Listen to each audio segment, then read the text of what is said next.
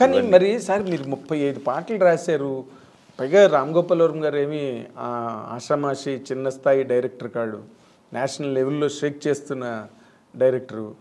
అలాంటి అక్కడి నుంచి వచ్చి మళ్ళీ పాటల వైపు ఎందుకు వెళ్ళలేదు సార్?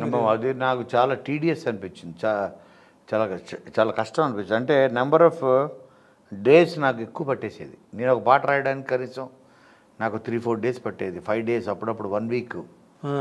ఆ స్ట్రగుల్ అయ్యేవాడిని. అప్పుడు నేను స్లోగా ఎప్పుడైతే కథలు రాయడం నేను స్టార్ట్ చేశానో, పాట రాయడం కన్నా మనకి స్టోరీ రాయడం చాలా ఈజీ అనిపించింది. సో కథలకి ఎక్కువ గిరాకీ ఉంది. అవును, ఒక పాట రాస్తే ఎంత ఇస్తారు? సో దాని బదులు దానికి ఎక్కువ శ్రమ పెట్టాలని అనిపించింది. అందుకని స్లోగా దానివైపు నేను తగ్గించేసుకున్నాను ఇంట్రెస్ట్. అండ్ తర్వాత నాకు మళ్ళీ కోర్ స్ట్రెంత్ మళ్ళీ అర్థమైంది.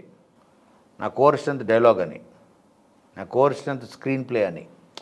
సో అలాగే ఓకే, ఇది అందులో మళ్ళీ రైటింగ్లో కూడా మన స్ట్రెంత్లు కొన్ని ఉంటాయి. అవునండి, అవును.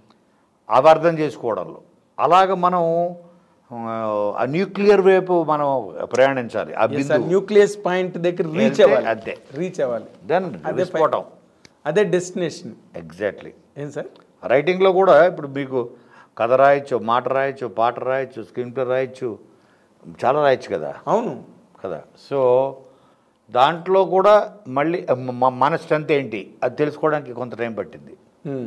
ఓకే, డైలాగ్స్ మన స్ట్రెంత్, స్క్రీన్ ప్లే కథని అందంగా ఎలా చెప్పాలి అది మన స్ట్రెంత్. ఇలాగ తెలుసుకుంటూ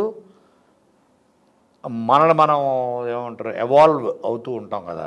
అవునండి, ఇట్స్ ఎన్ ఎవల్యూషన్. అవును.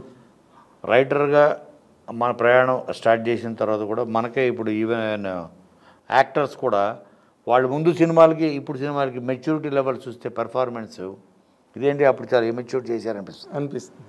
ఎందుకంటే దే ఎవాల్వ్ దెమ్సెల్వ్స్. అవును. అలాగా నన్ను నేను తెలుసుకుంటూ, నన్ను నేను శోధించుకుంటూ, మిమ్మల్ని మీరు రీచ్ అయ్యారు లాస్ట్లో. అలా రీసెర్చ్ చేసుకుంటూ మనల్ని మనం రీచ్ అవ్వడమే సక్సెస్. అంతే కదా సార్. ఇప్పుడు నార్మల్గా మీరు అందరితోని పెద్ద హీరోలు అందరికీ వర్క్ చేశారు. మీరు రాసిన డైలాగులు కానీ లేకపోతే మీరు రాసిన వర్క్లు కానీ ఎవరికి బాగా సూట్ అయ్యి హిట్లు అవ్వడం వేరే అండి. ఇవన్నీ హిట్లే. బట్ మీరు పర్సనల్గా కనుక if you take a call, నాకు వాళ్ళతో బ్రహ్మాండంగా సూట్ అయిందండి కాంబినేషన్ అంటే ఎవరితో చెప్తారు సార్? అంటే నాకు బిగినింగ్ స్టేజ్లో నాకు రవితేజ్కి బాగా, అంటే ఓహో నేను తన స్టైల్కి బాగా అడాప్ట్ అయ్యే రైటర్ని నేను అనిపించింది నాకు. అంటే రవికి ఏంటో ఒక స్టైల్ ఉంటుంది, ఒక క్యాజువల్ హీరోయిజం. అది క్యాజువల్ హీరోయిజం. తను పట్టి పట్టి చెప్పడు, చాలా క్యాజువల్గా ఫ్లో, ఈజీ, చాలా కొలోక్యల్ హీరోయిజం. దానికి నా రైటింగ్ బాగా సూట్ అయ్యేది అనిపించింది బిగినింగ్. అందుకనే ఎక్కువ ఫిలిమ్స్ తనక రాశా. అవునండి. నాకు తెలిసి లాస్ట్ ఫిలిం వాజ్ బలుపు. సో బలుపు వరకు, బలుపు కానీ అమ్మా నాన్న తమిళమే కానీ తర్వాత చాలా రాశారు తనకి, డాన్ సీను, ఇవన్నీ. సో తనకి బాగా నా రైటింగ్ తనకు సూట్ అవుతుంది ఓకే అని నాకు అనిపించింది. ఆ తర్వాత యాజ్ ఐ మూవ్డ్ ఆన్, ఎన్టీఆర్కి ఆ heroism I started enjoying.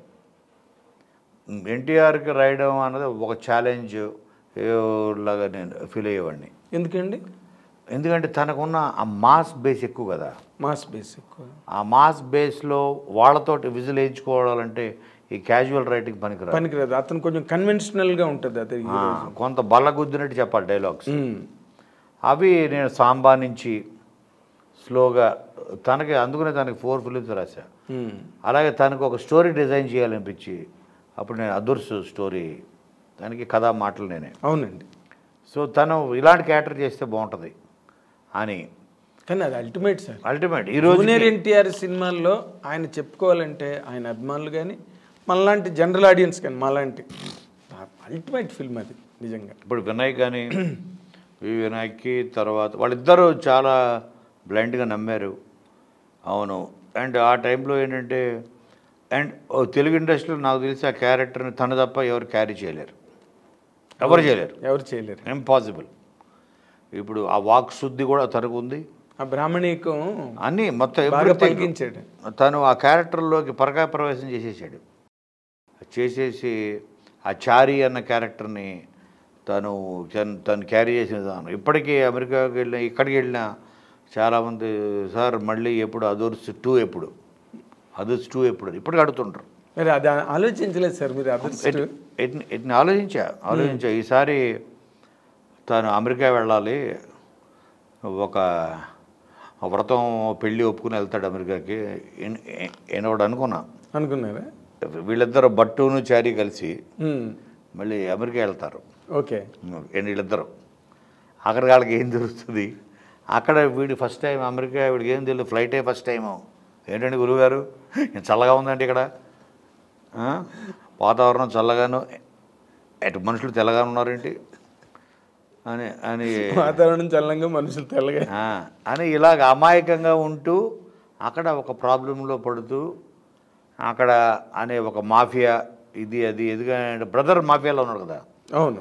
So ఇవన్నీ అనుకుంటూ ఒక తయారు చేసాం. ఓకే. అయితే ఇప్పుడు తారక్ తను ఆస్కార్ స్థాయికి ఎదిగాడు. ఓకే. బట్ అయినా కూడా తను దిగి చేయాలంటాను నేను. ఇది ఇప్పుడు యాక్టర్ కంటూ ఆర్టిస్ట్ అతని స్థాయి పెరగచ్చు. అంటే 1000 కోట్లు సంపాదించవచ్చు, 10,000 కోట్లు సంపాదించవచ్చు, కానీ స్టిల్ చెప్పులు కుట్టోడు క్యారెక్టర్ వేయచ్చు, ఇంకా బ్రాహ్మణుడు క్యారెక్టర్ వేయచ్చు. ఆర్టిస్ట్ కంటూ ఎటు స్థాయి ఉండదు. ఏ స్థాయి అన్నా అతను దిగి చేయగలరు, చెయ్యాలి రియల్ యాక్టర్ అని. యాక్చువల్గా మీరు చెప్పిన లైన్ కూడా చాలా బాగుంది. తనకి మంచి రిలీఫ్ ఇప్పుడు అలాంటి కథ చేయడం ఒక రిలీఫ్. మంచి యాక్షన్ ప్యాక్డ్ అవి చేస్తుంటాడు కదా అతను.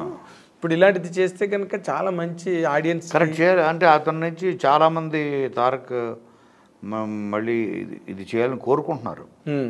తను ఒక ఫుల్ లెంత్ కామెడీ చేయాలి. ఎందుకంటే మనకు ఎలాగో డబుల్ యాక్షన్ ఉంది, యాక్షన్కి దీనికి ఫైట్స్కి. ఇంకోటి ఉన్నాడు ఎలాగో, వాడి కోసమే వస్తాడు యాక్చువల్గా, అది ట్విస్ట్ అనమాట.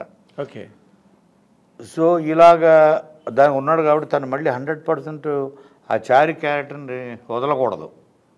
ఎందుకంటే మీకు ఎలాగైతే ఇప్పుడు జేమ్స్ బాండ్ అన్నది అది ఆ ఫ్రాంచైజ్ ఎంత పాపులర్ వాళ్ళకి, మనకి తెలుగులో నాకు తెలిసి చారీ బట్టు ఈ combination NTR Laurel and Hardy లాగా ఎక్స్ట్రాడినరీ కాంబినేషన్, చాలా గొప్ప కాంబినేషన్. నాకు తెలిసి ఇది కనుక మళ్ళీ ఇప్పుడు ఆ కాంబినేషన్ రిపీట్ చేస్తే ఇప్పుడున్న ప్రజెంట్ ఈ మల్టీప్లెక్స్ ఓటీటీ ఈ బిజినెస్ పెరిగిన ట్రెండ్కి కనీసం ఇది 500 crores చేస్తుంది.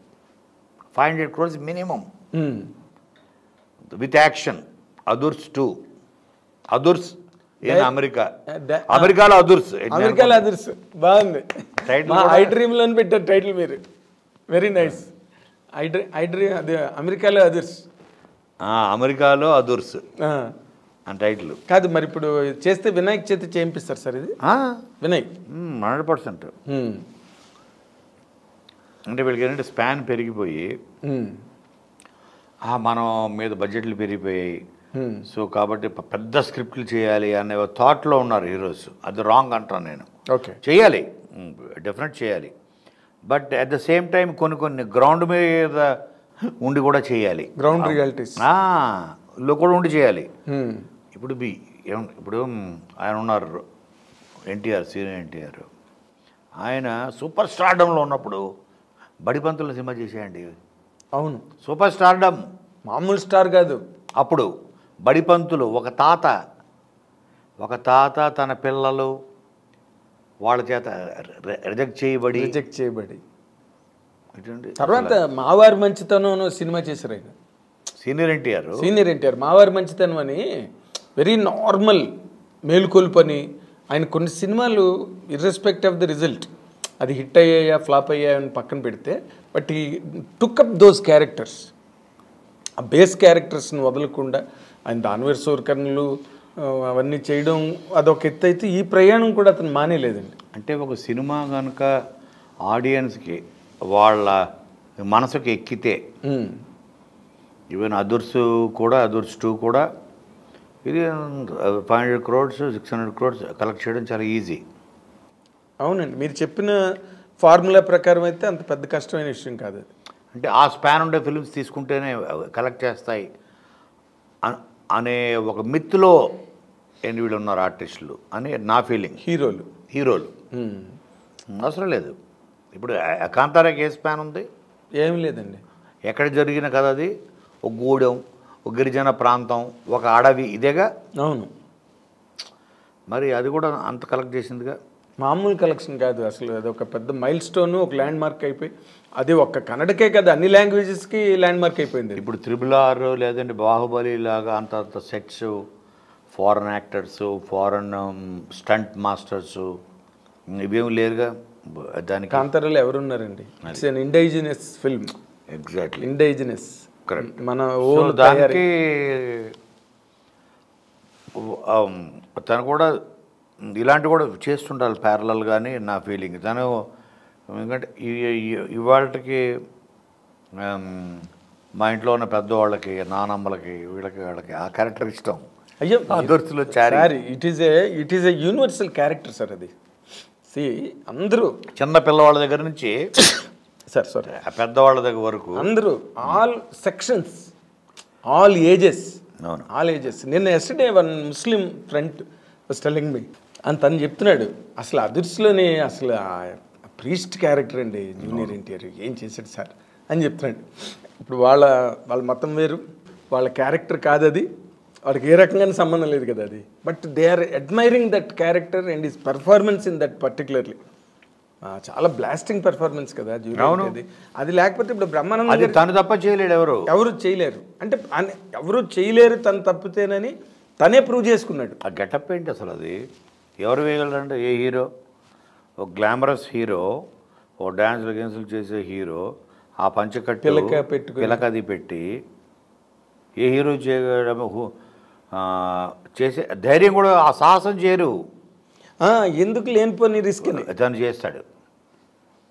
మరి ఇప్పుడు మీ ఐడియా వెళ్ళిందా జూనియర్ ఎన్టీఆర్ వరకు? అంటే మేము అప్పుడు అనుకున్నాము. తర్వాత ఇక తన ప్రయాణం ఇప్పుడు RRR కొన్ని సంవత్సరాలు అయిపోయింది. ఇలాగ ప్రయాణంలో స్కేల్ పెరిగిపోయింది. ఇన్స్పైట్ ఆఫ్ దట్ ఆ స్కేల్కి వెళ్ళి కూడా చేయొచ్చు అంటున్నాను. ఓకే, అమెరికాలో అదూర్స్ అన్నది ఆ స్కేల్ కూడా వీళ్ళు చేయొచ్చు అన్నది నా అభిప్రాయం. It maybe soon it will materialise. Let's wait, let's hope అండి, లెట్స్ హోప్.